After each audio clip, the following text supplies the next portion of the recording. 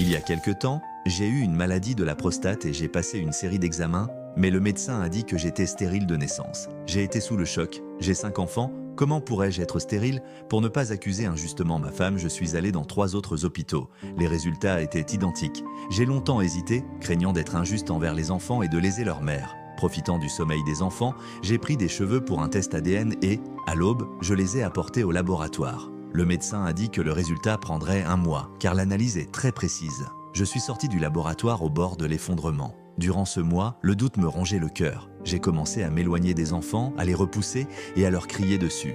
Ma femme les a emmenés et m'a demandé doucement « Qu'est-ce qui ne va pas? Tu veux que je te prépare à manger ?» J'ai tout refusé. En regardant son cou, une étrange impulsion m'a traversé, l'envie de l'étrangler. Cette nuit-là, je me suis endormi devant la télévision dans le salon et je me suis réveillé à 6 heures après une nuit de cauchemar où je tuais ma femme et mes enfants avant de me suicider. Je me suis assis devant la maison pour observer de loin tout en la surveillant en secret.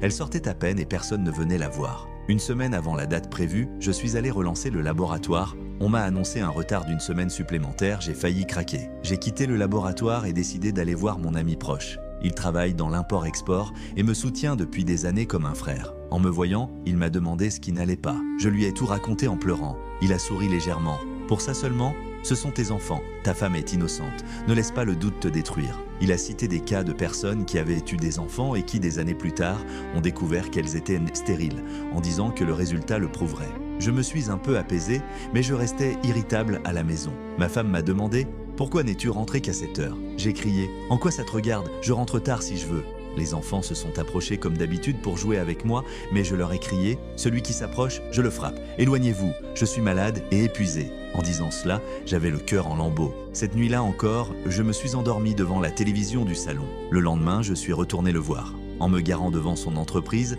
j'ai vu ma femme sortir. J'ai été surpris, mais je n'ai pas douté, car c'est mon ami proche. J'ai reçu un appel et attendu 30 minutes dans la voiture, puis je suis entré lui parler, mais il n'a pas mentionné la venue de ma femme.